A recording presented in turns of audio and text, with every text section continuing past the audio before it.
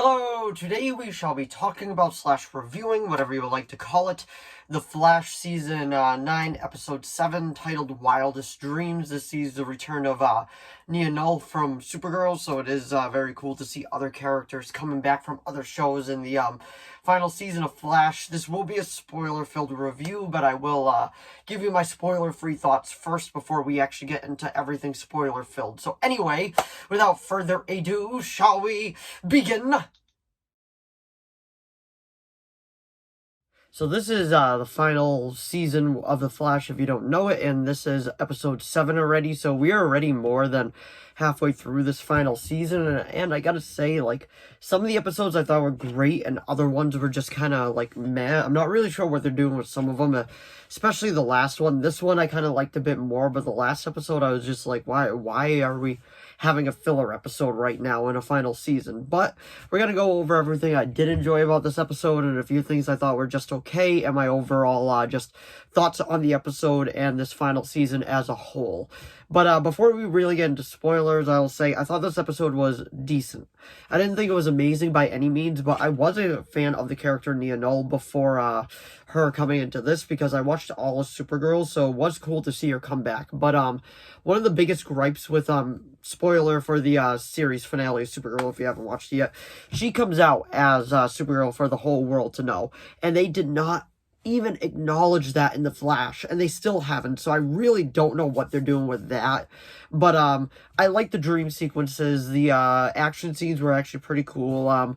My biggest gripe with it is that Flash doesn't appear in the Flash outfit. Now, from a standpoint, I'm okay with it, but from another standpoint, I'm like, come on, he wasn't even in the last episode. But the main thing is, it's the final season, so we kind of do want to see more of Flash in general, because this is our last time seeing him. But I am a big fan of the character Nia Null, so I'm not really complaining that we didn't really get to see him in his full prime, because we still got to see that character. So I am very, very happy with that. And the action scenes were well done, and the dynamic between her and Iris was pretty cool. So, like I said, my general thoughts on it before I get into a few of the spoiler topics is that it was better than the last episode. I don't think it was an amazing episode. I don't even think it was the best episode of the season so far. But I gotta say, I would probably give it a 7 out of 10. I enjoyed parts of it. There were a few parts that I kind of questioned, and they did give her just some new powers that she didn't even have in the original TV show, in the Supergirl TV show, so I am kind of curious what they're doing with that. But that was my general thoughts on the episode before we get into spoilers, and let me know what you thought of the episode down in the comments below as well. And I gotta say, like, this doesn't feel like a final season. You know how certain shows definitely feel like a final season? Like Arrow definitely felt like it was its final season, but this just doesn't feel like a final season at all. So I'm really not sure where they're going with this, but I have seen some set photos from the final few episodes, because Canada Graphs posts them and all that. And I gotta say, like, it does look like it's gonna get very good. And I am not like crapping on the season as a whole, because it did have some episodes I really did enjoy. Just 1 or 2 episodes I'm just like, can we just move on from this? I want to see Flash doing Flash things, and I want to see him in his suit. But that's just my general thoughts on it. Like, that's just how I feel about it. Like, I want to just see Barry Allen in the Flash suit running around Central City. But anyway, that was just my general spoiler-free thoughts on it. Spoiler-free, there we go, thoughts on it. And we will get into spoilers in 5. And if you haven't noticed, my voice is a little dry. I do apologize for that. The allergy season is completely just whooping my butt right now. Like, I can't keep up with it.